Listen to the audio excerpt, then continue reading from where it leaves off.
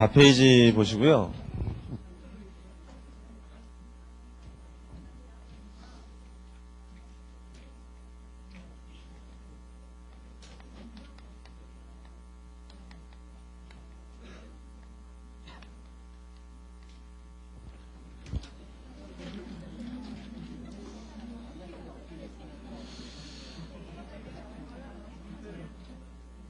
조용히 하세요. 거의 청산배당 보고. 우리 지금 7장을 오늘 한 중간 정도까지 하는 거고, 다음 주 되면, 다음 주가 이제 즐거운 구정 연휴네요. 여러분한테 그 절호의 찬스인데, 복습할 수 있는. 복습을 많이 하시고요. 그 다음에 예습도 많이 하시고, 다다음 주 월요일 날 우리 만나는데, 다다음 주 월요일 날 이제 7장을 끝내고 8장을 아마 들어갈 거고요. 화요일 날 되면 8장을 할 거고, 8장을 다 끝낼지 못 끝낼지 모르겠어요. 화요일 날. 그러면 이제 첫째 달이 끝나고, 둘째 달로 넘어가서 이제 9장부터 이게 이어서 강의를 하는데, 제가 처음에도 얘기했지만은 이번에 개정된 것들도 꽤 있고, 빨리 진도 나간다는 것이 뭐 그렇게 좋은 건 아니기 때문에 보강을 한번 할 생각을 하고 있어요. 하루 저녁. 그래서 2월 달에 가서 보강을 한번 할 거니까요. 보강하는 날짜는 평일로 할 거고, 월화수 월화 이렇게 돼 있잖아요. 우리가 한 번에 수요일 날 뭐 보강을 하려고 하고 있어요. 그래서 그렇게 해서 진도는 다 맞출 거니까 걱정하지 마시고, 우리 구정 연휴가 다음 주니까 우리 이번 주 한 거랑 해서 복습을 좀 잘 하시길 바래요. 그 청산배당이라고 되어 있는 거 보시고, 그 첫 번째 줄부터 세 번째 줄에 청산배당이 뭐라는 게 써 있는데요. 한번 읽어보시고, 지금 그다음 그 밑에 청산배당의 공식이 나와요. 그것도 잠깐 보시고, 예제 4번을 가지고 설명할게요. 무슨 말인지. 이 청산배당은요, 시험에 잘 나오는 건 아니에요. 잘 나오는 건 아니기 때문에 여러분들 그냥 확인만 하고 넘어가셔도 되는데, 그 예제 4번 바로 위에 보시면 밑줄 칠게, 우리나라 기업회계 기준에서 투자 원금의 반환임이 확인되는 경우에는 매도하는 증권 감액한다, 이렇게 돼 있는데 거기다 밑줄 쳐놓고요. 그 밑에 사례를 보니까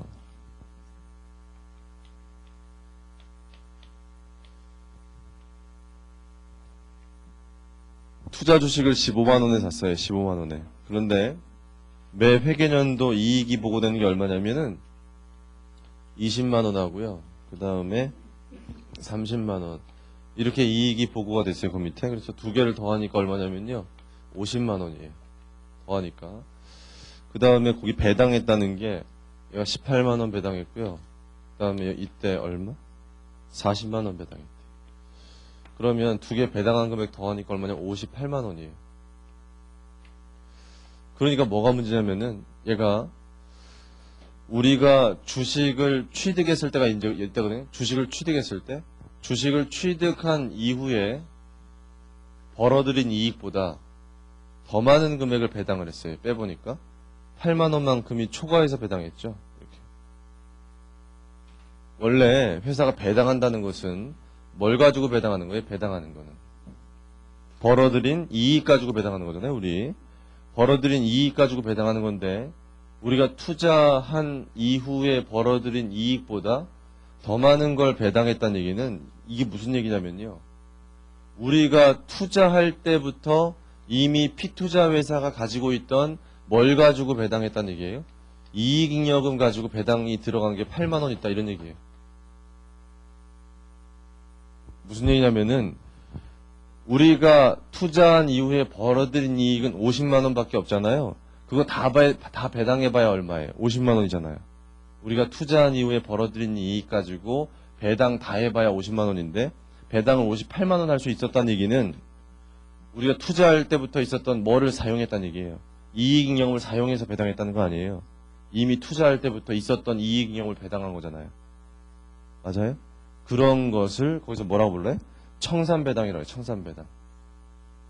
내가 투자한 시점 이후에 벌어들인 이익보다 더 많은 걸 배당했을 때 그걸 뭐라고? 청산배당 개념이 청산배당이라고 하는데, 청산배당은 왜 청산배당이냐면 내가 투자할 때부터 이미 갖고 있던 잉여금이었으니까요. 내가 투자할 때 이런 거 다 고려해서 이거 투자했을 거 아니에요. 이미 피투자 회사가 벌어들였던 이익들이기 때문에 그것들을 보고 투자했잖아요, 우리가. 그럼 내가 투자할 때 이 15만 원은 그것들을 다 보고 투자한 거니까 투자한 원금에는 그런 게 다 포함되어 있다 이거예요. 그런데 그것을 배당을 한 거기 때문에 내가 투자한 돈 내가 회수한 개념이다. 청산배당은. 내가 투자한 시점 이후에 벌어들인 이익보다 더 많은 걸 배당했다면 그건 내가 투자할 때부터 있었던 이거 가지고 배당한 건데 그건 내가 투자한 원금 자체를 돌려받은 꼴이 되는 거다. 이런 개념이 청산배당의 개념이다. 이 정도만 알고요. 예제가 있는데 그건 혼자 관심 있어 풀어보시고 넘어가셔도 돼요. 335페이지 주식 분할, 주식 배당, 무상증자가 있는데 걔네들은 11장 가서 할 거니까요. 11장 가서 하시면 되고요. 걔네 세 가지. 근데 얘네들은 중요해요. 얘네들 중요하기 때문에 나중에 잘 하셔야 되고요. 11장 가서 잘 정리하세요. 걔네들은. 정리 잘 하시는데 걔네들의 공통점이 뭐예요? 일단 그 주식 분할, 무상증자, 그 다음에 주식 배당, 그것들의 공통점이 뭡니까? 공통점이 다 그 주식이 늘어나는 거죠. 주식 분할도 주식 쪼개는 거고, 주식 배당도 주식 배당해 주는 거고, 무상증자도 주식 발행해 주는 거니까 주식이 늘어난다는 게 공통점이에요. 주식이 늘어난다, 회사가. 그러면 지금 여기는 발행자 입장이 아니라 누구 입장이죠? 지금 여기는 투자자죠. 여기 지금 투자자. 주식을 투자한 사람 입장에서는 이게 지금 발생하면요. 무슨 일이 생기겠어요? 투자하고 있는데 피투자 회사가 주식 분할했다. 피투자 회사가 주식 배당했다. 피투자 회사가 무상증자했다. 그럼 뭐가 생기겠어요? 주식이 들어와요. 공짜로. 가만히 있는데 내가 투자하고 있는데 주식이 와요. 이렇게. 그거거든요. 이게. 그럼 투자자는 어떤 회계 처리해야 돼요? 갑자기 가만히 있는데 피투자 회사가 주식을 주거든요. 나한테 더. 그럼 어떻게 해야 돼 이거? 가만히 있으면 돼요. 아무런 회계 처리가 없어요. 아무런 회계 처리. 셋다. 단지 뭐만 늘어난 거다? 주식 수만 늘어난 거예요. 이게 왜 그러냐면요. 나중에 11장 배우시면 이 세 가지가요. 공통점이 자본이 변하지 않아요. 주식수 늘어나는데 피투자 회사의 자본이 늘어나지 않아요. 자본이 변하지 않는다. 그리고 투자자 입장에서 지분율이 바뀌어요? 안 바뀌어요? 지분율도 안 바뀌어요. 왜냐하면 모든 주주한테 공통적으로 다 해주는 거기 때문에 지분율도 안 바뀌어요. 그러면 피투자 회사 자본도 안 바뀌고 지분율도 안 바뀌면 나의 실질적인 변화는 없는 거예요. 실질적인 변화가 없이 뭐만 늘어났다? 주식 수만 늘어난 거예요. 그래서 아무런 회계 처리 안 하고요. 주식 수만 늘려요. 그게 어디 나오냐면은 336페이지 예제 5번에 나오거든요. 그 예제 5번 나중에 한번 보세요. 그렇게 어렵지 않으니까 혼자 보셔도 돼요. 넘어가겠습니다. 337페이지에 신주인수권이 있는데 얘는 안 하셔도 돼요. 공부를. 나는 꼭 하고 싶다. 그런 분들은 한번 읽어보시면 그렇게 어렵지 않게 이해되시고요. 왜 안 하냐면은 제가 338페이지에 다음 페이지에 그 분계 밑에 보세요. 바로 세 번째 줄에 한편 기업회계 기준에서 신주인수권에 관한 명문 규정이 없어요. 신주인수권이라는 게 뭐냐면은 여러분 나중에 신주인수권부사체라는 거 배워요. 12장 가서. 신주인수권부사체는 뭡니까? 신주인수권이 포함되어 있는 사체예요. 근데 그런 신주인수권 사체 말고요. 여기서 얘기하는 건 뭐냐면은 보통주주요. 보통주주한테는 기본적으로 뭐가 부여돼 있어요? 신주인수권이 부여돼 있어요. 뭐냐면은 회사가 유상증자를 할 때는 우선적으로 참여할 권리가 있어요. 왜냐면은 회사가 유상증자하는데 기존 주주가 참여를 못하면 다른 주주한테만 증자를 해버리면 그 사람의 뭐가 감소해버려요. 지분율이 바뀌기 때문에 그런 일은 있을 수 없어서 보통 주주한테는 기본적으로 신주인수권이 부여되어 있거든요. 여기서 배우려는 게 뭐냐면은 기존 주주한테 이미 부여되어 있는 신주인수권을 어떻게 회계 처리할 거냐의 문제인데 기준에 아무런 언급이 없어요. 그거 어떻게 할 거라는. 그래서 이게 시험에 나올 수 없다는 얘기고 이론적인 회계 처리만 나올 수 있는데 그 이론적인 회계 처리 예제 6번에 있거든요. 예제 6번에 나오긴 나와요. 어떻게 하는지. 근데 그것이 그 세무사 시험에 1차 시험에 한 번 나왔어요. 최근에 2년 전인가? 이 세무사 1차 시험에 객관식으로 나왔긴 나왔는데 아무도 푼 사람이 없죠. 다 틀렸어요. 찍어서 맞춘 사람이 있고. 그러면 이게 시험이 나왔구나. 이 공부해야겠네. 이제 시험이 나오는구나. 그렇게 생각하는 사람이 떨어지는 사람이고, 나왔으니까 당분간 안 나오겠구나. 안 해야겠구나. 이렇게 생각하는 사람이 이제 합격하는 사람이고. 그래요. 그래서 다시 출제될 가능성이 굉장히 낮고요. 다시 출제된다 하더라도 못 풀 거예요, 아마. 그래서 안 풀으면 되게, 어차피 안 풀 거는 공부하지만 안 해요. 그래서 기준이 안 나와 있기 때문에 출제 가능성이 낮아서 안 해요. 관심 있으면 혼자 보시고. 340페이지. 지분증권의 재분류가 있는데 얘는 해야 돼요. 지분증권 재분류. 이 지분증권의 재분류라는 건 계정 과목을 바꾼다는 얘기인데 얘는 정리 잘 하세요. 거의 첫째, 둘째, 셋째, 넷째 있는데 그건 나중에 혼자 천천히 읽어보시고 표를 보세요. 표를 보시면 어떤 얘기 나와 있냐면은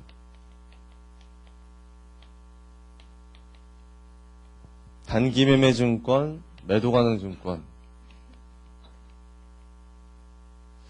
이것이 이제 왔다 갔다 할 수 있느냐, 이제 이 얘기가 나와 있어요. 거기 보면. 얘가 왔다 갔다 하는 것이 우리한테 되게 중요한 문제가 되는 이유가 뭐냐면은 얘도 공정가액 평가를 하고요. 얘도 공정가액 평가 하잖아요. 근데 둘 다 그럼 뭐가 생기냐? 평가 차손익이 생기잖아요. 평가 차손익이 생기는데 얘는 어디로 가요? 손익계산서로 가고 얘는 아까 어디로 갔었어요? 대차, 대조표로 가니까 이게 어느 쪽으로 가느냐에 따라서 이익 조작이 가능해요. 회사가 이쪽으로 보내면 단기손익 가고 이쪽으로 보내면 단기손익 안 가니까 이것이 이익 조작이 가능한 여지가 있어요. 그래서 기준을 만든 사람이 어떻게 만들었냐면은 일단 단기매매 증권으로 분류되는 걸 엄격하게 규정했어요.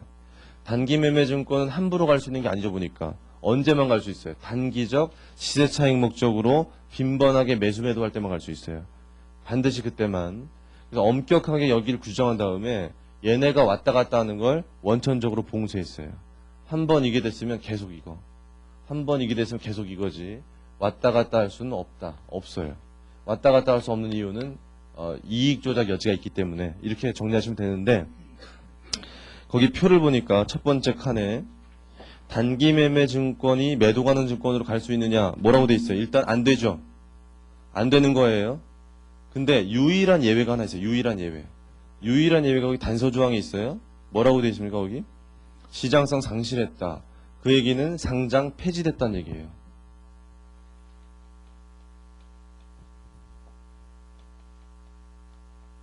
상장 폐지.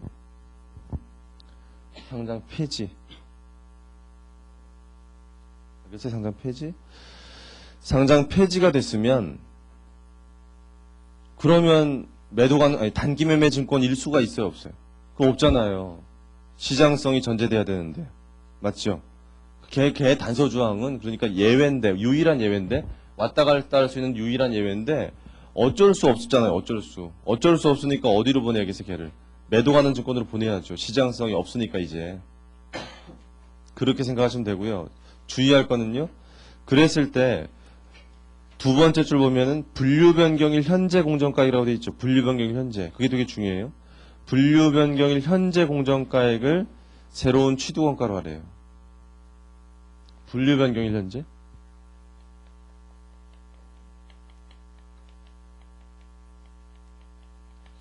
그게 뭐가 아니라는 걸 잘 알아면 이걸 착각하면 안 돼요.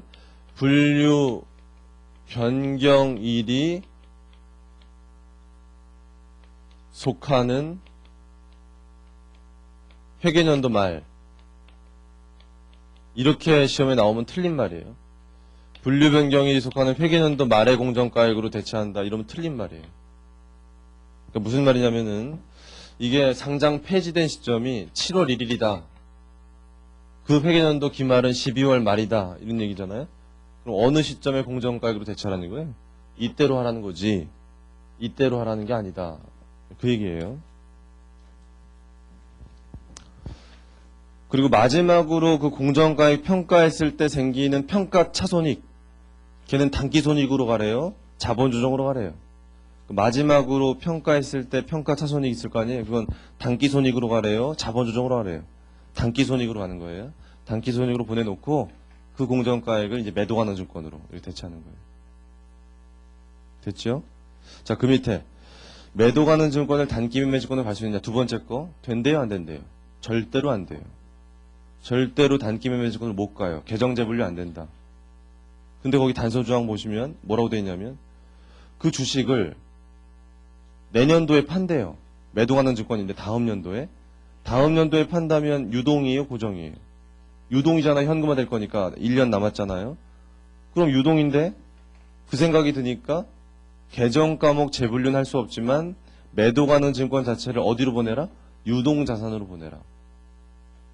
계정 과목 바꾸는 거 아니에요? 근데 매도 가능 증권이라는 이름을 그대로 유동자산으로만 보내는 거예요. 유동으로만. 그러면 하나 물어볼게요. 그럼 그 매도 가능 증권 따라다니는 평가 차손익 있을 거 아닙니까? 시가평가 있으면. 걔는 자본 항목에 그대로 두는 겁니까? 단기 손익으로 가는 겁니까? 자본 항목에 그대로 두는 거예요. 지금 무슨 얘기인지 알아요? 걔가 유동자산으로 대체한다 하더라도 걔 따라다니던 평가 차손익 있을 거 아니에요. 걔는 계속 어디다 둔다? 자본 항목에 두는 거라고요. 단기 손익 가는 거 아니고. 이해했죠? 다음 페이지 보시면 매도 가능 증권 내에서 왔다 갔다 하는 게 있어요. 시장성 있다가 없다가 이렇게.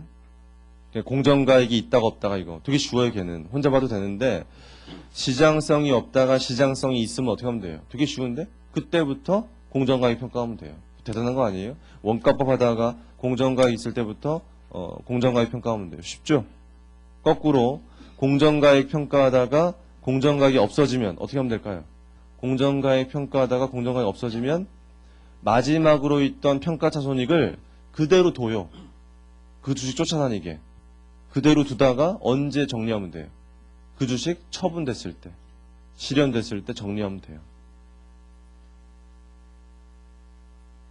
그거 어렵지 않죠, 그러니까 정리 잘 하시고. 예제 7번은요 여러분 혼자 나중에 풀어보시기 바랍니다. 342페이지 매도 가능 증권 자전거래. 이 매도 자전거래는 계산 문제로 나오긴 힘들고요. 여러분들 그 거래가 뭔지 이해만 잘 하시면 돼요. 이 매도 가능 증권 자전거래라는 거 누가 개발한 거냐면은 기업의 실무자들 중에서 경영자의 그 고충을 덜어주려고 이제 고민하다가 만든 거거든요. 뭐냐면은 경영자가 어떤 지시를 했냐면 경리과장한테 야, 우리 회사가 보유하고 있던 그 매도 가능 증권 보니까 시가 많이 올랐더라, 시가가. 그러니까 우리가 주식을 갖고 있는데 그것들의 시가가 아주 많이 올랐어요. 매도 가능 증권이. 그 기분이 어때요? 좋잖아요, 아주. 그래서 평가 차익이 많이 생겼어요. 시가가 올라가서. 그래서 그 사장은 그럼 우리 회사 단기 순이익이 좋아지겠네? 이렇게 하고 물어봤어요. 단기 순이익. 그랬더니 안 좋아졌어요. 단기 순이익이. 대부분 그 일반인들이 잘 몰라요. 그러니까 주식 가격 오르면 이익 생기는 줄 알죠. 다 주식 가격이 오르면. 근데 알고 봤더니 왜 안 되는 거예요? 그 평가 차익이 다 자본 항목에가 있잖아요. 자본 항목에. 단기 이익으로 안 가고 매도 가는 증권은. 그 얘기를 사장이 듣고 야, 빨리 그거를 단기 손익으로 좀 반영할 수 있도록 고민해봐라. 그러니까 이제 경리까지 고민에 빠졌죠. 이거 어떻게 하지? 이거를 기준을 개정해달라고 말할 수도 없고. 그래서 고민에 빠졌는데 기말에 생각을 잘 해보니까 이렇게 하면 된다. 그 주식을 팔 생각은 없는데요. 계속 갖고 있을 거거든요. 그 주식은. 그럼 시장에 가서 자기 혼자 다른 사람 개입하지 않도록 하고 관계사랑 하든지 어떻게 해서 그 주식을 기말연재 팔고 사면 돼요. 그 시장에서 혼자 팔고 혼자 사고 누구지 상대방 정해놓고 야, 내가 팔 때니까 그대로 나한테 다시 팔아 해가지고 팔고 사고 이렇게. 그럼 형식적으로 그 주식이 어떻게 된 거예요? 처분됐다 취득된 거죠. 처분 취득. 처분되는 순간 어떻게 되는 겁니까? 실현됐잖아요. 그럼 이제까지 미실현됐던 이익이 실현돼 버리죠. 그럼 다시 취득했을 때 취득 원가가 올라가는 거죠. 예전에 낮은 취득 원가로 되어 있다가 이번에 높게 되는 거예요. 취득 원가가. 그렇죠. 그 짓을 한 거예요, 이게. 거기 343페이지 네 번째 줄에 보시면 기업회계 기준에서는 거래 시스템 또는 경쟁 제한적 시장 상황에서 제3자가 개입할 여지가 없거나 제3자가 개입하더라도 공정가액으로 거래되는 걸 기대하기 어려운 상황 때문에 매매 가격이 일치하는 등 거래 당사 간의 실질적 경쟁 효익이 이전이 없는 경쟁 제한적 자전거래 때문에 매도하는 증권이 매매됐다면 이는 매매 거래로 보지 않고 처분 차선을 인식할 수 없도록 규정하고 있다. 거기까지만 밑줄 치면 되고요. 그러니까 그 결론이 뭐예요? 기준에서 그 꼴을 못 보겠다. 이제 그 꼴을 못 보고 형식적으로 팔았다 하더라도 처분 손익 인식할 수 없다는 거예요. 그래서 밑으로 쭉 내려가면 예제 8번 바로 위에 이와 같이 매도하는 증권 자전거래를 매매 거래로 인정하지 않고 처분 차손익을 인식 못하게 규정한 것은 형식보다는 실질을 우선시하는 사례다. 실질 우선. 그래서 실질 우선의 원칙의 대표적인 사례다라는 것만 알고 넘어가시면 돼요. 그러니까 얘가 형식을 우선시하면 처분한 거잖아요. 그런데 실질을 우선시했을 때 처분한 게 아니다. 이렇게 보는 거고, 그 밑에 예제 8번은 관심 있으면 한번 보시는데 그렇게 중요하지 않습니다. 그래서 넘어갈게요. 344페이지 제3절에 투자자본증권에서 지분법 적용 투자축이 나와요. 지분법.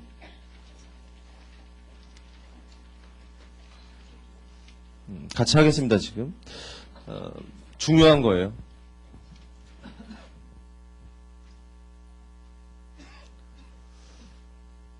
어, 7장에서 시험 문제가 나오면요, 이 지분법에서 나올 가능성이 거의 99%예요.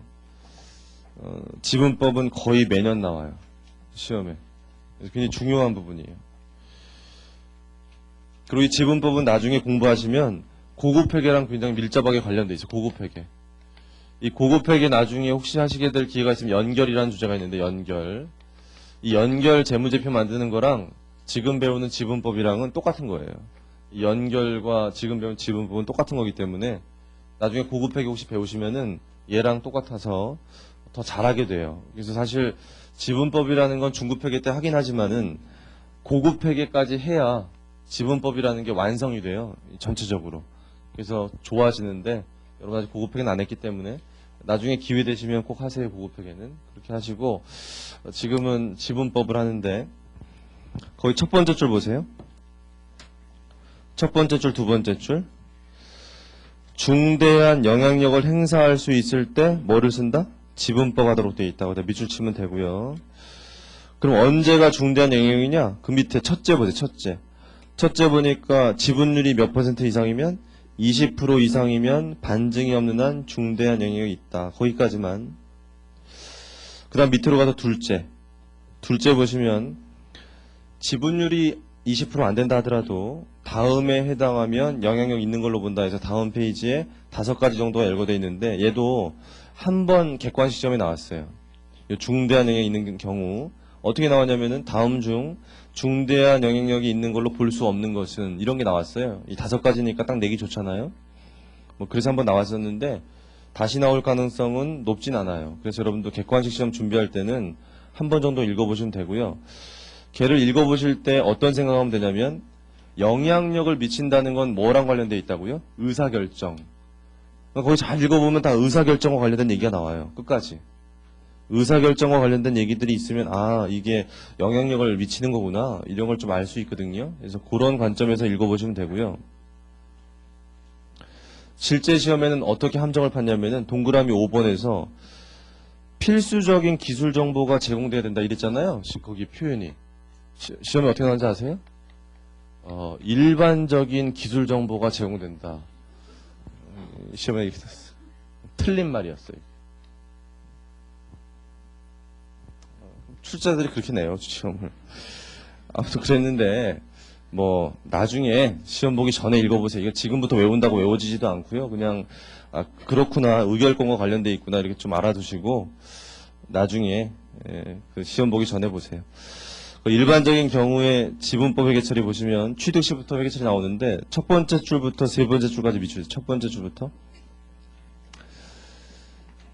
지분법이란 투자지분증권 취득 시에는 취득원가로 평가하지만 취득 후에 피투자에서 순전히 변화함에 따라 투자지분증권 가액을 추정해 평가하는 방법이다. 거기까지 밑줄 치고요. 그래서 하나 중요한 결론이 뭐가 나냐면은, 모든 주식을 어떤 방법으로 평가하든지 간에 취득할 때는 뭐로 기록한다는 거예요. 취득할 때는 취득원가다. 그건 확실한 거예요. 취득할 때 취득원가로 기록하는 건 이제 확실하다. 그러면 취득할 때 취득원가로 기록한 다음에 그걸 그대로 두는 게 무슨 법? 원가법이고요. 그걸 기말에 공정가액으로 바꾸는 게 공정가액법. 우리가 지금 배우려는 지분법은 뭐라고 돼 있어요, 거기? 피투자회사 순자산이 변함에 따라서 한다고 돼 있죠? 그래서 여러분, 지분법 공부를 잘 하시려면 뭐를 깨달아야 되냐면은, 이 지분법으로 평가하는 투자회사 입장에서는 피투자회사의 공정가액, 시가, 관심 있어요, 없어요? 전혀 없어요. 그 회사, 피투자회사가 시가가 어떻게 변하는지 전혀 관심 없고요. 어디에만 관심 있어요? 피투자회사 순자산에만 관심 있어요, 순자산. 그 순자산이라는 게 다른 말하고 뭐가 똑같아요? 자본 아니 자본. 피투자회사 자본에만 관심 있는 게 지분법이에요. 그걸 깨달아야 돼요. 잘하려면. 그러니까 이 지분법은 피투자회사 공정가에 관심 없고요. 피투자회사 자본에 관심 있다. 이걸 잘 이해하셔야 되고. 자, 그대로 해서 한번 회계 처리 해볼 건데요. 내용은 집에 가서 읽어보시고요. 오늘은 예제 가지고 풀 건데 349페이지에 거기 요약된 게 있고 요약된 거 한번 보시고 나중에 예제 9번이 있으니까 예제 9번을 지금 풀게요. 오늘 같이 하세요. 지금 예제 9번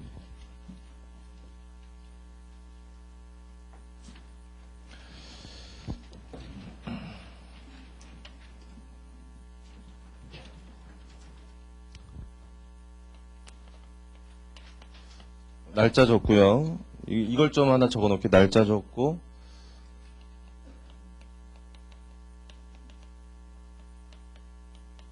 피투자회사의 순자산 장부가액이요. 북밸류 장부가액을 하나 적어주고 순자산 장부가액 그 다음에 지분율 피투자회사 순자산 장부가액 피투자회사 순자산 장부가액 1번 2번 이렇게 한 다음에 여기다가 3번은 2 곱하기 1 이렇게 하시고 그 다음에 여기다가 지분법 적용 투자주식 이렇게 하시고 얘를 4번으로 할까요? 그 다음에 여기를 투자차액으로 하시는데 투자차액이 4 빼기 3이다. 자, 요거를 한번 만들어 놓으세요. 이렇게 연습장에다가 제목을 좀 만들어 놓으시고 거기 문제 자료 보고 좀 적어 드릴게요.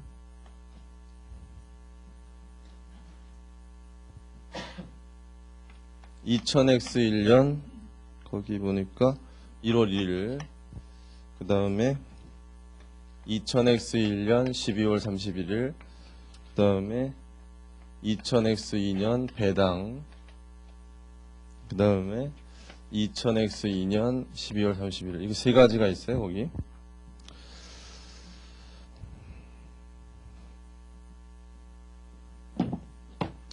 자, 요거를 적어 놓으시고 이제 분계도 할 거거든요. 2000X1년 초부터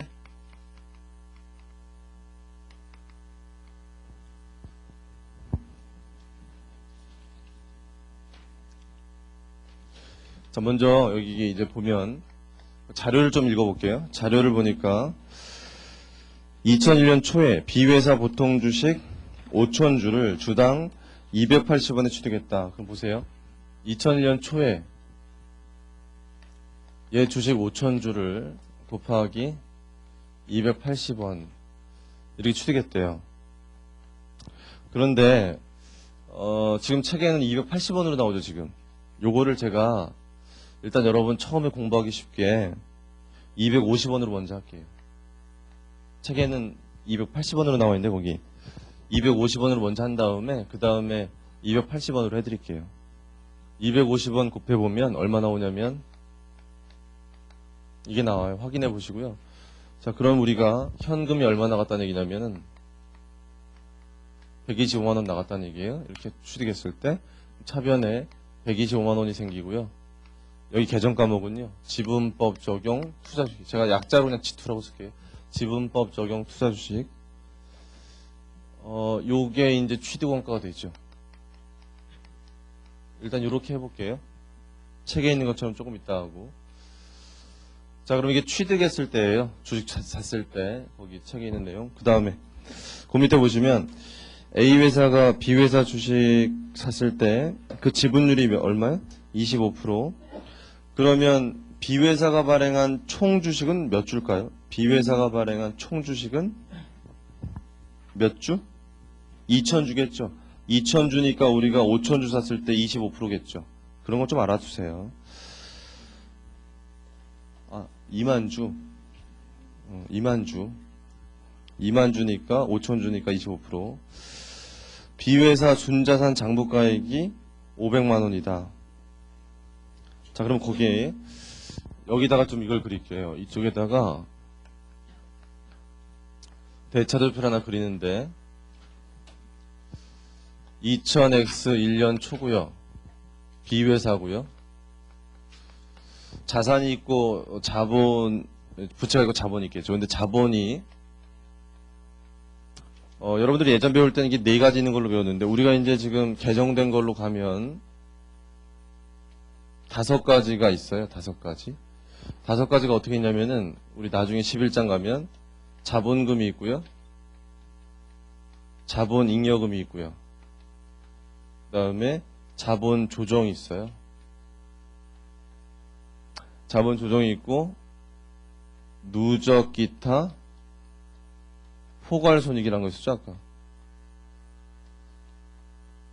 이런 게 있고 이익잉여금이 있어요.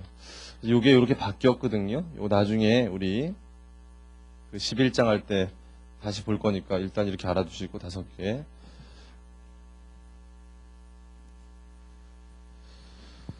그래서 여러분이 예전에 공부했을 때 이익잉여금이 여기 들어가 있었죠, 여기. 근데 이익잉여금이 밑으로 갔고요. 얘가 왜 이렇게 됐냐면요. 더 좋게 된 거예요. 이게 요렇게 자르면요. 이렇게 자르면 요 위에 것들이 뭐냐면은 자본거래랑 관련된 거고요. 자본거래. 요 밑에 것들이 뭐냐면은 손익거래예요. 그래서 요 누적기타 포괄손익이라고 적혀 있는 여기 들어가는 게 뭐냐면요. 예전에 여러분이 자본조정이라고 알고 있는 것들 중에 손익거래에서 발생한 거 일로 들어가요. 손익거래. 대표적인 게 뭐냐면은요. 여러분들 아까 우리 매도가능증권 시가평가할 때 나왔던 게 아까 뭐였어요? 매도가능증권 평가차익. 그게 대표적인 게 그게. 그게 손익거래인데 당기순이익으로 안 가고 자본으로 가잖아요. 그게 예전에 자본조정이었는데 이제는 여기로 가요. 누적기타 포괄수장. 그렇게 써 있었었죠. 그거예요 이게. 그래서 나중에 11장 할 때 정리해드리면 알 수 있으니까요. 그때 하시고 지금 그냥 요렇게 구분돼 있다. 알아두시면 되고.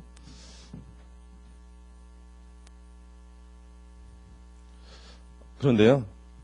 거기서 지금 얼마라고 돼 있어요? 2001년 초에 얼마라고 그 순자산이 500이라고 돼 있는데 양쪽 같을 거고 어디가 500이라는 얘기 어디가? 여기가 500이라는 여기가. 여기가 500이라는 얘기는 여기를 다 더했을 때가 500이 되겠죠.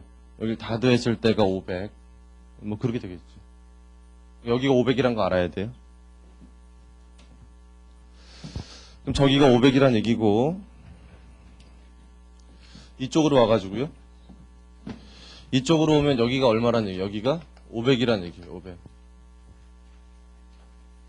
그럼 지분율은 몇 프로예요? 25%. 지분율은 25%.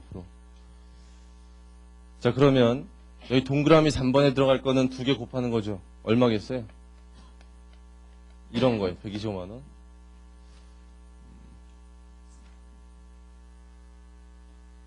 그 다음에 자, 2001년 말이 됐어요. 그 밑에 자료 보세요. 가로 2번은 나중에 보세요. 지금 볼 필요 없어요. 가로 2번은. 가로 3번 보세요.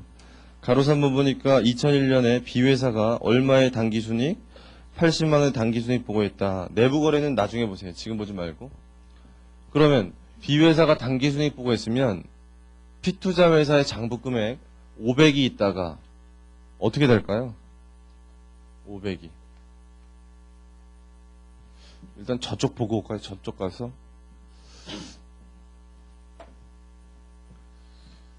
회사가 2001년 초에 자본이 500이었죠. 근데 세월이 흘러가잖아요. 세월이 흘러가면은 2000X 1년 이제 말이 되고 뭐 이런 거죠. 시점이 흘러가잖아요. 이게 시간이 흘러가면은 이 순자산 금액은 그대로 500인 것이 맞는 겁니까? 변하는 게 맞는 겁니까? 변하죠. 변해요. 어느 회사도 자본이 안 변하는 회사는 없어요. 왜냐하면 자산도 변하고 부채도 변하기 때문에 자산 빼기 부채인 자본은 변할 수밖에 없어요. 그러니까 자본이 변한단 말이 이렇게 변해요. 변한다는 사실 알아야 되고요. 근데 자본이 변하려면 이 밑에 구성되어 있는 게 변해야 되죠. 이것들이 안 변하는데 얘가 변할 수 없잖아요. 그런데 중요한 사실은 이 자본금부터 자본 조정까지는 무슨 거래 때문에 생겨요? 자본 거래 때문에 생기는데 이 자본 거래라는 건 나중에 배우시면 누구랑 하는 겁니까? 자본 거래는 주주랑 하는 거예요. 주주랑 하는 자본 거래들, 뭐 증자 이런 것들인데 이것들이 자주 발생하는 게 아니에요. 자주 발생하는 게 아니기 때문에 이 자본 거래는 특별한 언급이 없으면 변하지 않아요. 언급이 없으면. 그런데 요 밑에 있는 거요. 요 손익거래. 이 손익거래라고 하는 거는 매년 발생해요. 이 손익거래가 발생하지 않는 회사는 없어요. 왜냐하면 매년 뭐가 발생하기 때문에 단기순이익 발생하는 단기순이익 또는 단기순손실. 그러니까 얘는 자주 변하는 게 아닌데 얘네들은 매년 변해요. 그러니까 얘 이익인 경우에 매년 변한다는 얘기인데 얘보다도 이익인 경우에 매년 변하는데 얘가 뭐 때문에 늘어나죠? 뭐 때문에?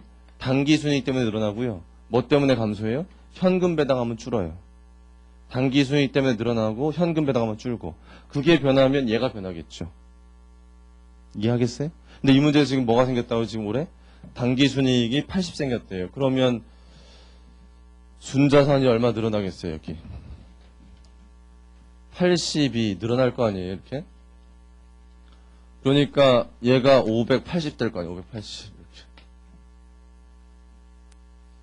그 다음에 배당했어요. 배당했는데, 배당을 얼마 했다고 되어 있나요? 다음 페이지는 다음 페이지. 다음 페이지 가로 4번에 배당했는데 한 주당 15원. 이쪽에 지울 거니까 이제 한 주당 15원이에요. 그러면 우리가 갖고 있는 주식이 몇 주? 5,000주. 5,000주니까 곱해보니까 75,000원. 우리가 75,000원의 배당금을 받았어요. 그러면 우리가 75,000원 받았으면 B회사가 한 배당금은 총 얼마일까요? 우리가 75,000원을 받았으면 B회사가 한 배당금은 거꾸로 계산해보니까 30만원이라는 걸 알 수 있거든요. 이거 곱하기 25%가 75,000원이니까. 그러면 배당을 30만원 하면요. 순자산이 얼마 줄겠어요? 30만원 줄어요. 그리고 배당과 관련된 회계 처리는 언제 하도록 되어 있어요? 배당과 관련된 회계 처리는 주총할 때 하도록 되어 있는 거 알죠, 여러분들? 기말에 하는 게 아니라. 그러니까 주총할 때 줄어서 배당하고 나면 이렇게 돼요. 550. 현금 배당한 것만큼 줄어요. 그 다음에요. 그 밑에 보니까 2002년 말에 가서 뭐가 또 생겼대요? 읽어보니까. 단기순이익이 100만원 생겼고요. 단기순이익. 그럼 또 얘가 얼마 늘어나겠어요? 100만원 늘어나는 효과가 있겠죠. 단기순이익 때문에. 근데 이것만 있는 게 아니라 하나 더 있어요. 뭐가 있어요? 보니까. 주식 매수 선택권을 교부했는데 그것 때문에 주식 매수 선택권이 생겼다. 그거 아직 안 배웠어요. 11장 할 때 배울 건데 이거 미리 나왔는데 이 주식 매수 선택권이 11장 할 때 나오는데 여러분 그래서 지금 몰라도 되고요. 주식 매수 선택권이 부여되어 있을 때 발생할 수 있는 게 뭐냐면 주식 매수 선택권이 아니고 자본 조정이 발생할 수 있어요. 자본 조정. 근데 그 회사가 그 자본 조정이 얼마 늘어났다는 얘기예요. 50만 원 늘어났다는 얘기예요. 여기가. 그것 때문에. 그래서 여러분 지금은 그거 잘 모르니까 자본 조정이 50만 원 늘어났다. 이렇게 받아들이세요. 그 표현을. 자본 조정이 50만 원 늘어났다. 자본 조정이 50만 원 늘어났으면 그것 때문에 뭐가 늘어나겠어요? 순자산이 늘어나겠죠. 이렇게 자본이. 그러니까 여기에 얼마가 더 늘어나냐면 50만 원이 더 늘어나죠. 이렇게. 그러면 150만 원 늘어나는 거니까 얼마가 돼? 700만 원이 되더라. 이렇게 적으세요. 지금.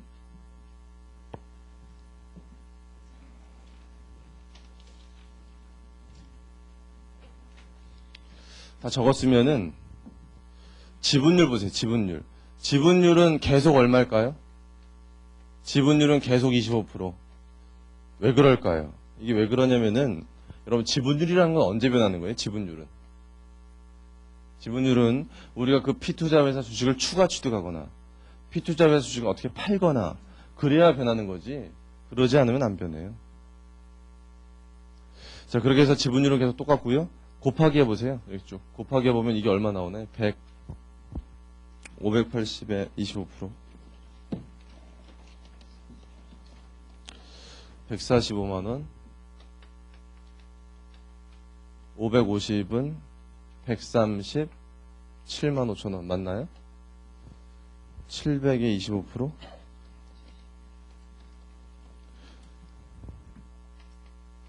여기까지 해요. 이렇게 다 됐죠?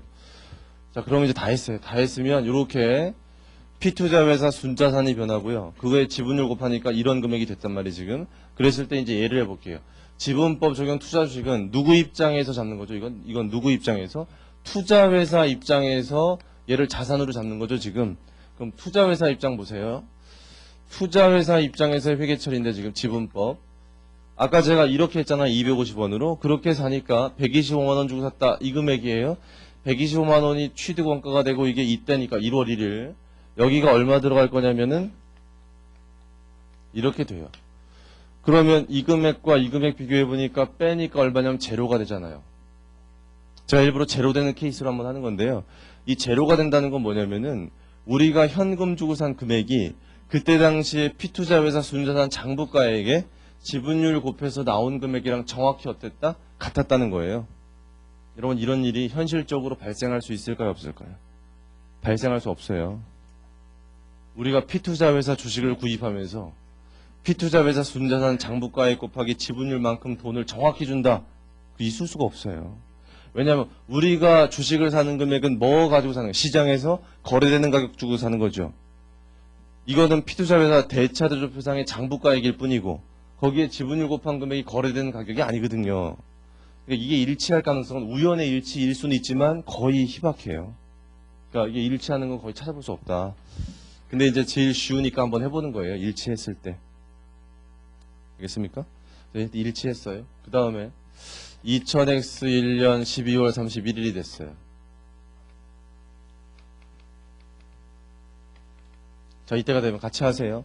이때가 되면 얘가 지금 취득원가로 기록이 됐잖아요. 취득원가로. 이게 원가법이라면 어떻게 하는 거예요? 원가법이라면 그대로 두면 돼요. 이게 공정가액법이라면 어떻게 하죠? 시가 봐야 돼요. 공정가액을 찾아야 돼. 공정가액을. 근데 얘는 공정가액에 관심이 없어요. 왜? 무슨 법이기 때문에? 지분법이기 때문에. 얘는 어디에만 관심이 있어요? 피투자회사 순자산. 순자산의 변화에만 관심이 있어요. 순자산의 변화에 관심인데 순자산이 기말년제 어떻게 됐습니까? 증가했죠. 80만 원만큼. 뭐 때문에? 당기순이익 때문에 80만 원. 그럼 피투자회사 자본이 늘어났는데요. 자본이 늘어나면 누가 좋아하는 겁니까? 자본이 늘어나면 주주가 좋아하는 거죠. 왜냐하면 자본이라는 건 누구 거기 때문에? 주주 거기 때문에 자본이 늘어나면 거기에 지분율만큼 주주가 기뻐해요. 얘는 25% 주주기 때문에 곱해보니까 20만 원이 자기 거예요. 생각해보니까. 그럼 20만 원만큼 그걸 어디 반영하자는 게 지분법? 투자 주식에 반영하자는 게 지분법이에요.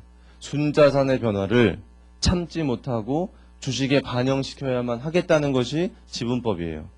피투자회사 순자산이 바뀌면 거기에 지분율만큼 반드시 내 투자 주식에 반영시켜야겠다. 얼마를 늘리면 돼요? 20만 원 늘리면 돼요. 20만 원 늘리니까 대변에 20만 원 적어야 되는데 이때 여기에 들어가는 이름이 지분법 이익이래요. 이 이름이 좀 바뀌어요. 여러분 예전에 공부했으면 지분법 평가이익 이렇게 배웠었는데 이게 지분법 이익이래요. 이름이. 좀 주의하세요. 이름 바뀌니까. 얘가 손익계산서로 가요. 영업의 수익. 왜 그런지는 좀 이따 또 얘기할 거예요. 왜 그런지는. 여기까지 하시고. 자, 그럼 여기까지 분개했으면 20만 원 늘죠? 그러면 얘가 얼마로 바뀌죠? 얘가 얼마로? 145만 원으로 바뀌어요. 바뀌고 나니까 차이 나는 금액이 제로예요. 이렇게. 그 다음에 2000X2년 배당 받을 때.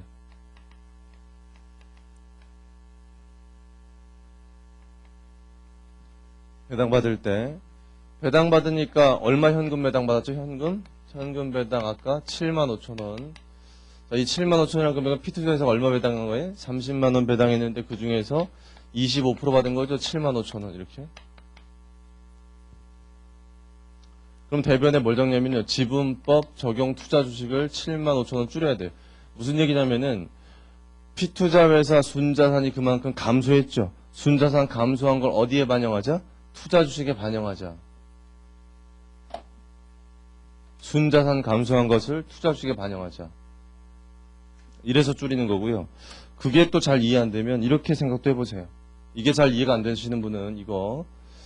자, 여기 보시면 우리가 배당하는 것은 뭐에서 배당하는 거죠? 배당하는 거는 이익에서 배당하는 거죠. 이익 난 거에서 배당 주는 거예요, 우리한테.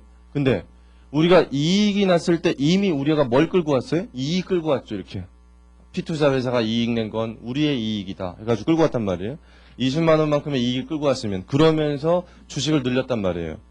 그런데 그거에 대해서 우리가 뭘 받은 거예요, 지금? 돈 받은 거죠. 근데 우리가 이제까지 배당금 받았을 때는 뭐라고 적었냐면 이제까지는 배당금 수익이라고 적었죠. 원가법이나 시가법에서는 배당금 수익이라고 이익을 잡았는데 얘가 현금 배당 받았을 때 또 이익 잡으려니까 안 되잖아요. 이미 단기 순이익 생겼을 때 이익 잡아왔는데 배당 받을 때 또 이익 잡으면 두 번 이익 잡는 거고요. 이미 우리가 이익 잡으면서 주식 늘려놨기 때문에 현금 받아온 것은 그 주식 늘려놓은 걸 현금으로 회수한 거죠. 그러니까 이 주식 늘린 거를 현금 받았을 때 어떻게 하는 게 맞겠어요? 줄이는 게 맞죠, 이렇게. 이거 잡는 게 아니라. 그래서 이거 안 잡고요. 주식을 줄인다. 이렇게 돼 있고. 원칙적으로 이해하려면 순자산이 감소했으니까 주식 줄인 거예요. 순자산 감소하면. 지분법이라고 하는 건 피투자 회사 뭐에 따라서 순자산의 변화를 항상 주식에 반영하는 방법이에요. 그렇게 이해하시는 게 좋아요. 됐죠, 여기까지? 그러면 75,000원 빼죠, 이렇게. 그럼 얼마 돼요? 75,000원 빼니까 137만 5천원 되고 제로 돼요, 이것도. 한 번만 더 해요. 2000X 2년 12월 31일. 자, 요때는 뭐가 생겼어요? 뭐가? 단기순이익 얼마? 100만 원이요. 단기순이익 100만 원 생겼는데 100만 원에 몇 프로죠? 몇 프로? 25%. 25%니까 25만 원만큼이 우리 건데 뭐 늘려요? 지분법 적용 투자 주식 25만 원 늘리고 대변에 지분법 이익 25만 원 이렇게 잡았어요. 얘는 손익계산서로 가요, 일단. 그 다음에 하나 더 있죠. 뭐가 하나 더 있었어요? 피투자 회사가 자본 조정 늘어났죠? 얼마만큼? 50만 원만큼. 50만 원만큼 자본 조정 들어갔을 때 그때 우리 지분율은 25%. 얼마죠? 12만 5천 원. 곱해보시면 순자산이 증가한 건 똑같기 때문에 뭐를 늘리는 건 똑같아요. 지분법 적용 투자 주식을 늘려야 되는 건 똑같아요. 이거 늘리는 거는 12만 5천 원. 그럼 대변에 뭐를 잡느냐가 문제예요. 대변에 뭐를 잡느냐, 요게. 그것만 잘하면 돼요. 이걸 좀 정리할게요. 어디 보시고 정리하냐면은 348페이지. 348페이지에 거기 위에서부터 6번째 줄에 피투자 회사의 순자산 변동이라는 데 보세요. 피투자 회사의 순자산 변동. 거기 보시면 피투자 회사의 자본잉여금이나 자본조정 및 누적 기타 포괄 손익, 이익잉여금이 변동된 경우에는 그 금액만큼 그 피투자 순자산 변동한 것이기 때문에 투자 지분율만큼 지분법 적용 투자주식 장부가액 조정하는 건 맞아요. 다 이해하실 거고. 순자산 변동의 원천에 따라 다음과 같이 개출해야 한다. 동그라미 1, 2번 있는데 동그라미 1번 보시면 자본잉여금, 자본조정, 누적 기타 포괄손익의 변동으로 인해서 변한 것은 지분법 평가손익이라는 개정 과목 써서 자본조정으로 보내줘요. 자본조정. 그렇게 되어 있고. 동그라미 2번 보시면 피투자 회사 순자산가액의 변동이 전기월 이익잉여금의 변동으로 인한 것이라면 그 변동액을 단기손익으로 반영하고 단서조항 보시면 그 변동액이 중대한 영향을 미친다면 중대한 영향 그렇다면 잉여금으로 수정해라 이렇게 돼 있어요. 여러분 아직 16장 안 배워서 이게 무슨 말인지 또 모를 수도 있는데 일단은 밑줄 쳐놓으시고요.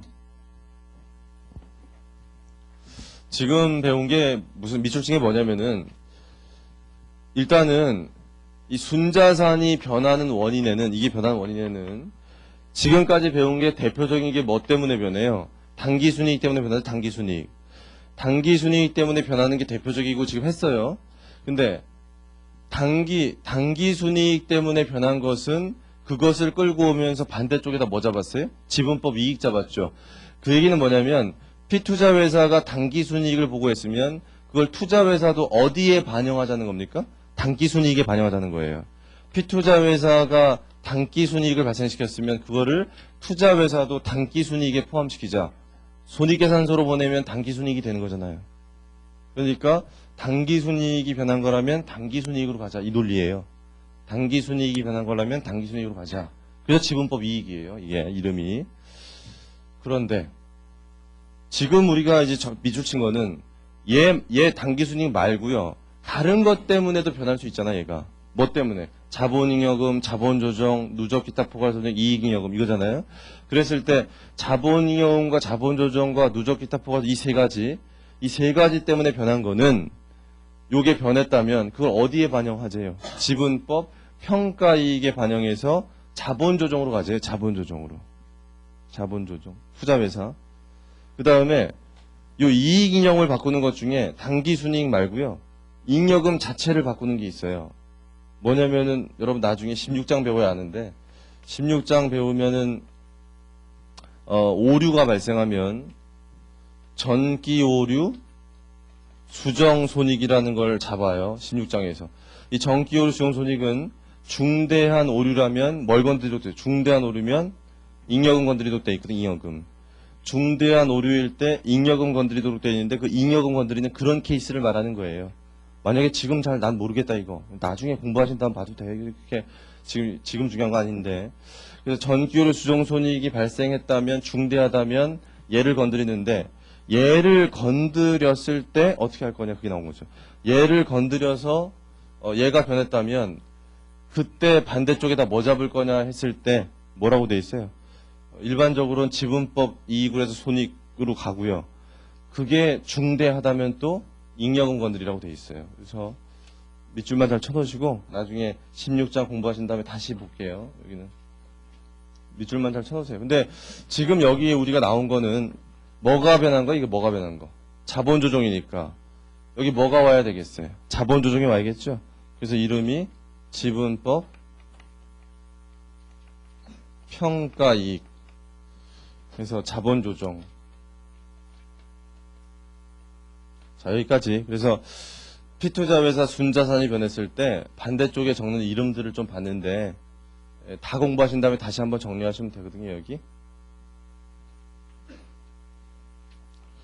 그러면 일단 투자 주식이 이만큼 늘어나죠? 25만 원, 12만 5천 원. 늘어나면 여기가 얼마 더 하면 돼요? 137만 5천 원에다가 저거 더하면은 137만 5천 원 더하기 12만 5천 원 더하기 25만 원 얼마 나와요?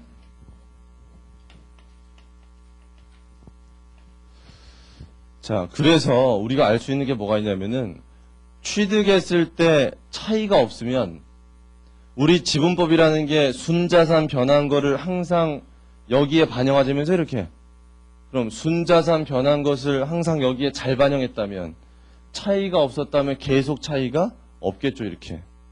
그게 지분법의 논리예요. 얘 순자산의 변화를 지분율만큼 항상 반영하기 때문에 차이가 없었다면 계속 차이가 없는 거예요, 이렇게. 이해하시겠습니까, 여기까지? 이 논리를 잘 이해하세요. 아, 피투자회사 순자산 변화를 여기다 반영하니까 이렇게 되는구나. 여기까지 하고 그 다음에 이제 뭐 할 거냐면은 그 예제에서 뭐가 달라지는 걸 볼 거냐면요. 여기가 다 했어요. 일단 한 번은 쭉 다 했고요. 여기가 달라지는 거. 여기가 얼마로 달라지는 거. 280원으로. 이거 해볼게요. 280원으로.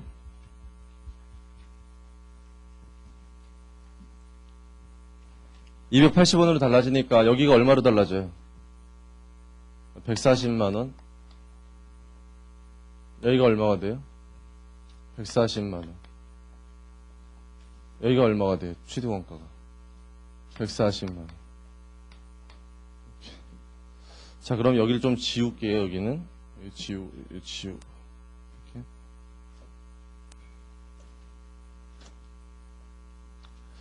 그러면 여기가 얼마가 된 거예요, 여기가? 여기가 140 됐죠. 그러니까 빼보니까 얼마가 차이 나버려요. 이걸 우리가 뭐라고 그러냐면 투자 차익이라 불러요. 이 투자 차익의 개념은 어디 잘 설명되어 있냐면은 352페이지 352페이지는 투자 차익의 성격에서 쭉 설명돼서 353페이지까지 나와 있죠. 이거 집에 가서 꼭 읽어보세요. 다다음 주 오시면 여기 잠깐 설명할 거니까. 거기 어딜 보시냐면 투자 차익 성격이 6번째 줄 보세요. 거기 보니까 지분법 적용 투자주식 취득원가 이렇게 해가지고 그림 하나 나와 있는데 여기다 숫자를 좀 적을게요.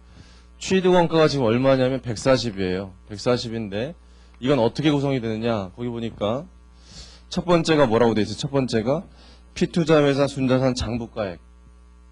이 문제에서 지금 500에 몇 프로? 25%. 이렇게 하니까 얼마 나와요? 25% 하니까. 25% 하니까 125만원. 그럼 125만원이랑 140만원의 차이가 얼마예요? 이 차이가? 15만원. 이걸 뭐라고 불러요? 보니까 투자 차익이라고 불러요. 그런데 이건 또 다시 두 가지로 구성된대요. 여기 두 가지. 두 가지가 거기 뭐라고 돼 있어요? 설명이. 두 가지가 첫 번째는 피투자회사 자산부채 장부가액과 공정가액 차이 중 투자회사 지분. 그게 첫 번째예요. 그거가 있을 거고. 그 다음이 뭐래요? 영업권 또는 부영업권. 그렇게 돼 있단 말이에요. 봤습니까? 그럼 앞으로 가서 자료를 좀 보세요. 349페이지. 349페이지 예제 9번에 추가 자료 2번 보시면 돼요. 2번 보니까 A회사가 B회사 순자산 장부가액 초과해서 지급한 금액 10원. 이거 뭐라고 불러 이거를? 투자차액. 이 투자차액. 요것을 4만원은 토지가 과소평가됐고 6만원은 감가성 유형자산, 나머지는 영업권이다. 그러면 토지, 감가성 자산인데 건물이라고 할게요. 그냥 편하게. 그러면 4만원이고요. 토지가 4만원이고 건물이 6만원이에요. 그러면 영업권이 얼마란 얘기예요? 영업권이 5만원이란 얘기죠. 15만원이니까 이게 이렇게 구성이 됐대. 그럼 토지가 4만원이란 건 뭐냐면은 우리 지분율이 25%니까 피투자 회사인 B회사가요. 우리가 취득할 당시에 어떤 자산이 있었다는 얘기냐면 토지라는 자산과 어떤 건물이라는 자산이 있었을 텐데 얘가 장부상 금액이 얼마라고 돼 있었을 거란 말이에요. 근데 이 장부상 금액이 얼마라고 돼 있을 때 그 금액 가지고 계산했을 때 500이 나온 건데 장부상 금액 가지고.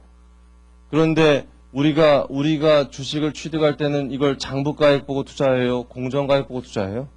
공정가액 보고 투자하니까 요 토지와 건물이 공정가액과 차이 난 게 있었대요. 근데 토지가 공정가액과 차이 난 게 얼마냐면은 우리가 4만원 줬다는 얘기는 거꾸로 계산해 보시면 16만원만큼의 공정가액 차이가 있었다는 거예요. 우리가 25%니까. 그 얘기는 토지가 장부상 적혀있는 금액보다 공정가액이 얼마나 높았다? 16만원만큼 높았다는 거예요. 실제. 그리고 건물 때문에 우리가 이만큼 더 줬다는 얘기는 우리가 25%니까 거꾸로 계산해 보시면 얼마? 24만원. 24만원만큼 건물의 공정가액이 더 높았다는 거예요. 그럼 우리는 장부가액 보고 투자한 게 아니라 무슨 가액? 공정가액 보고 투자하기 때문에 이 공정가액과 차이나는 자산 때문에 대가를 어떻게 했다? 더 준 게 있다. 원래 이 순자산 장부가액이 맞다면 125만원만 주면 될 것을 140만원만큼 더 줬다는 얘기는 15만원만큼 더 줬는데 이것을 우리가 투자 차익이라고 부르는데 더 비싸게 산 거.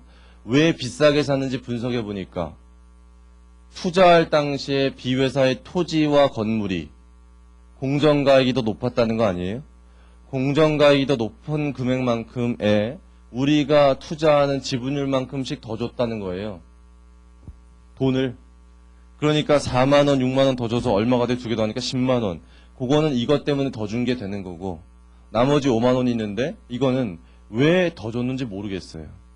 원인을 모르겠어요. 원인을 모르겠는 게 다 어디 들어가는 거예요? 영업권에 들어가는 거예요. 원인 모르면. 왜 더 비싸게 샀는지 모르겠어요. 비싸게 샀는데. 그러면 다 영어권이에요. 싸게 샀으면 뭐예요? 부의 영어권이에요, 나중에. 요거. 그러니까 정리하면 우리가 지금 140에 샀는데 140에 원래 순자산 장부가액만 주려면 이것만 주면 돼요. 더 줬거든요, 지금. 더 준 건 뭐 때문이다? 토지와 건물이 공정가액과 차이 났기 때문에 그것 때문에 더 준 거 하고 나머지는 뭐다? 영어권이다. 이렇게 분석이 된다는 얘기예요. 거기 투자 차익. 이걸 집에 가서 잘 읽어보시고요. 그러면 분석이 다 끝났어요. 분석이 끝났으면 여기 140만 원이 이 140만 원이 순자산 금액에 해당하는 게 100 이거고 15만 원만큼은 더 비싸게 샀다는 거죠. 이 비싸게 산 거에는 뭐 때문에 준 게 포함되어 있어요? 토지 때문에 준 게 4만 원, 건물 때문에 준 게 6만 원, 영어권 때문에 준 게 5만 원. 이렇게 포함되어 있는 금액이래요, 이게. 그러면 요 지분법 투자 주식이 얼마만큼 커져 있어요? 이게 얼마만큼? 15만 원만큼 커져 있잖아요. 커져 있어요. 그런 상태에서 이제 우리가 쭉 조정할 거예요. 그러면 만약에요, 우리가 아까처럼 한 거, 요 순자산의 변화만큼 요 투자 주식에 반영해 갈 거란 말이에요. 근데 요 순자산의 변화만큼 아까 투자 주식에 반영하는 거 아까랑 똑같이 하면 되는데 똑같이 했다면 쭉 적었다면 차이 나는 게 계속 얼마씩 차이 나겠어요? 차이가? 이게 계속 차이 나죠. 아까 차이가 제로일 때 계속 제로였잖아요. 근데 차이가 15만 원인데 아까처럼 똑같이 하면 이게 계속 남을 거 아니에요. 근데 잘 생각해 보니까 이 투자 차익은 계속 남을 게 아니래요. 토지라고 하는 것은 팔리면 없어지는 거죠. 건물이라고 하는 건 안 팔아도 감가상각하고요. 영어권이라고 하는 것도 영원히 존재하는 건 아니거든요. 그러니까 요것들이 언젠가는 없어질 거기 때문에 그것들을 없애주는 과정이 필요하대요. 그러니까 우리가 순자산의 변화를 끌어오는 건 아까랑 똑같이 할 거예요. 이렇게. 아까랑 똑같이 할 건데 문제는 여기 더 준 거 있잖아요. 더 준 것들 때문에 생긴 차이는 갈수록 어떻게 되겠어요? 이게 없어져 가야겠죠. 그래서 나중에는 얼마 돼야겠어요? 결국 궁극적으로는 제로 돼야 돼요. 궁극적으로는 제로로 가야 되니까 이게 없어져야 돼요. 그럼 언제 없어지는 거냐면 토지는 언제? 토지 팔렸을 때. 건물은 언제? 건물 팔렸을 때인데 건물이 안 팔리더라도 내용연수에 걸쳐서 감가상각해요. 요 영어권도 내용연수에 걸쳐서 상각해서 없애더라. 그 작업을 해주는 게 어렵죠, 이게. 그걸 연습해야 돼요. 그거까지 할 거예요, 오늘. 그러면 보세요. 여기서 4만원, 6만원, 5만원인데 거기 내용 읽어보니까 언제 없어진대요, 거기? 감가성 자산은 몇 년 동안? 4년 동안 정액법. 영어권은 몇 년 동안? 5년 동안. 토지는요? 토지는 안 팔렸대요. 안 팔렸으면 안 하는 거예요. 안 팔렸으면. 자, 그러면 자, 분개를 해볼게요. 자, 여기서 얘하고 당기순이익 생긴 것만 끌고 오는 건 똑같아요. 이거 안 변해요. 이거 똑같아요. 똑같은데 분개 하나가 더 생겨요. 어떤 분개가 더 생기냐면은 요 140만 원 중에는 이게 포함되어 있죠. 이 금액이 여기 포함되어 있는 거 맞아요? 투자 주식에? 여기 포함되어 있는 요 140만 원에 포함되어 있는 이 금액을 가면 갈수록 없애가야 되잖아요. 근데 토지 때문에 생긴 4만 원은 없애요, 안 없애요? 안 없애죠. 토지가 안 팔렸으니까. 그러면 건물 때문에 생긴 6만 원은 없애가야 되거든요.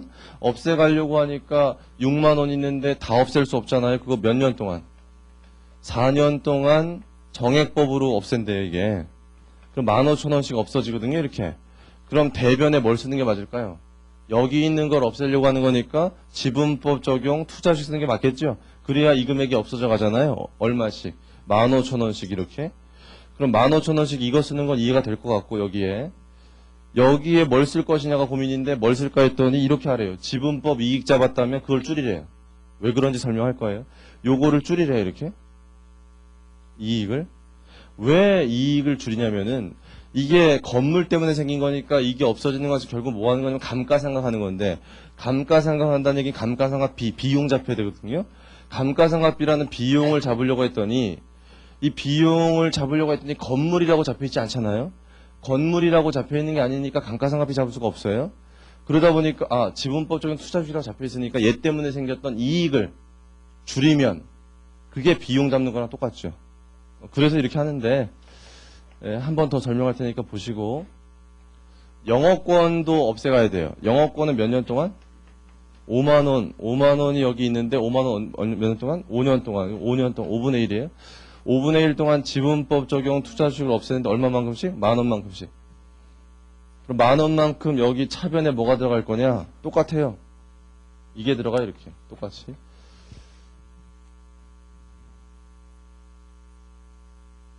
자, 그래서 얘를 줄이는데 지분법 적용 투자주식을 만 원. 자, 얘 몇 년 동안 할까, 이 짓을? 얘 몇 년 동안?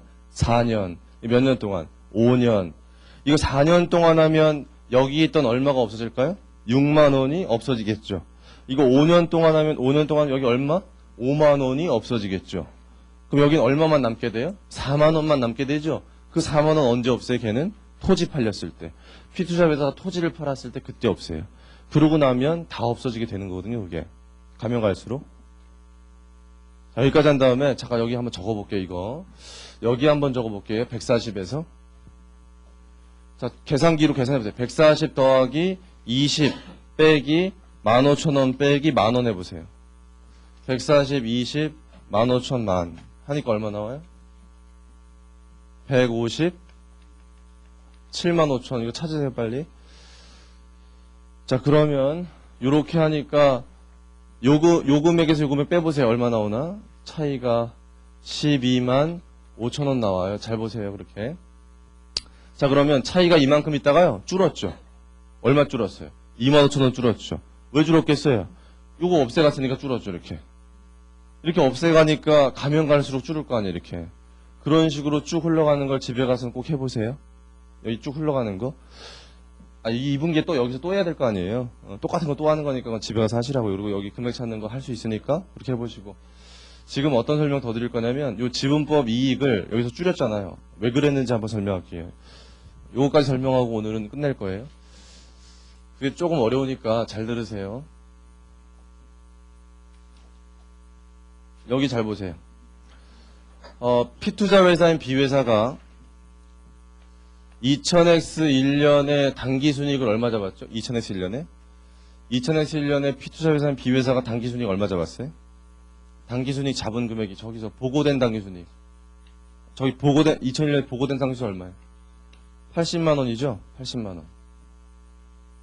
보고된 당기순이익 80만 원인데 우리 80만 원에 보고된 당기순에서 몇 프로 끌고 왔어요? 여기서 몇 프로? 25% 끌고 와서 이렇게 됐잖아요. 이렇게. 그러면 P투자 회사인 B회사가 80만 원의 당기순이익 보고했을 때 요 건물 있잖아요. 건물을 감가상각 했겠죠, 얘가. 근데 건물을 감가상각할 때 장부가액으로 감가상각한 거겠어요? 공정가액까지 고려해서 감가상각한 거겠어요? 당연히 장부가액으로 했겠죠, 당연히. 얘는 장부가액으로 감가상각했을 거 아니에요, 당연히. 그런데 우리는 투자할 때 뭐까지 고려해서 투자한 거예요?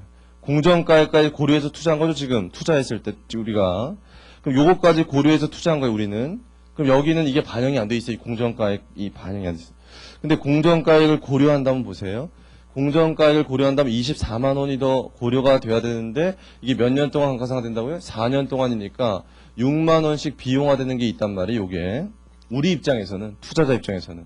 그럼 얘를 한번 빼보니까 얼마가 되냐면 74만 원 나오는데 이게 우리 입장에서는 당기순이익 같아요. P투자 회사에. 이것까지 고려한 게. 투자 회사 입장에서는. 그럼 잘 보세요. 여기다가 25% 곱해요. 이게 얼마 나오냐면 해보시면 18만 5천 원 나와요. 확인하세요. 그러면 우리 투자자 입장에서는 지금 P투자 회사의 이익 중 우리가 끌고 와야 될 금액은 얼마더라? 이 금액이에요. 이 금액을 끌고 와야 될 것 같은데 우리 보세요. 얼마 끌고 왔어요? 20만 원 다 끌고 왔잖아요. 그렇게 많이 끌고 왔죠, 이게. 건물을 감가상각한 것만큼 들 끌고 오려면 얼마 줄이면 돼요? 15,000원 줄이면 되죠. 줄인 거잖아요. 15,000원 줄이니까 얼마가 돼요? 18만 5천원. 그게 건물의 공정가액 가지고 끌고 온 거랑 똑같아지는 거예요. 그래서 이렇게 하는 거예요. 지분법이 이렇게 줄이는 거예요. 그리고 영업권 상각할 때 영업권 5만 원 상각하는 걸 이것도 줄이는 거는 영업권이라는 게 B회사의 장부상 계상이 돼 있어요, 안 돼 있어요, 지금? 안 돼 있잖아요. 안 돼 있고 비용에 반영 안 돼 있는데 저 영업권이라고 하는 건 누구 입장에서 잡은 겁니까? 투자회사 입장 잡은 거죠. A회사만 이 회사에 대해서 내가 영업권이 있다 본 거죠, 지금. 그게 자기 혼자 영업권 잡고 비용시키는 거 아니에요? 그러니까 예로부터 끌고 오는 전체 단기 순이익 중에서 10,000원만큼의 비용을 잡아줘야 되니까 지분법이 끌고 온 것 중에 줄여주는 거예요. 저기는 영업권 안 잡혀 있잖아요. 그래서 내가 잡아주는 거예요, 이렇게. 그래서 지금 설명한 거 있잖아요. 지금 제가 설명한 게 나중에 연결을 배우시면요. 너무나 당연한 거예요, 이게. 지금 여러분 좀 힘들었겠지만, 지금 제가 설명드린 얘기가 연결을 하면 아주 당연한 얘기가 되거든요. 그래서, 집에서 잘 생각해 보시고, 난 이해가 안 된다. 그럼 외워야죠, 뭐. 지분법이 줄인다. 이렇게 외워야 되는데, 논리를 잘 생각해 보시고. 근데 이쪽은 좀 어려운데, 여기는 쉽죠, 이거 줄이는 거는. 여기 있으니까 줄여가야 되니까 이렇게 결국 이 차이를 없애가는 과정이다. 이걸 잘 생각해 보시고 여기까지 공부한 거 많이 복습하시는데 여러분 풀어볼 문제 좀 가르쳐 드릴게요. 연습 문제 몇 페이지 풀어보시냐면은 404페이지요. 404페이지에 연습 문제 1번 그거 한번 풀어보세요. 연습 문제 1번 풀어보시고 407페이지 연습 문제 2번 거기까지 한번 해보시고 객관식 419페이지 1번 문제 풀어보시고 2번 문제 그 다음에 3번까지 할 수 있을 것 같은데 3번, 4번 거기까지요. 됐습니다. 거기까지 하시고 나머지는 뭐 여러분이 알아서 하시고 다음 주에 보시고요. 구정 연휴 잘 보내세요. 수고하셨습니다.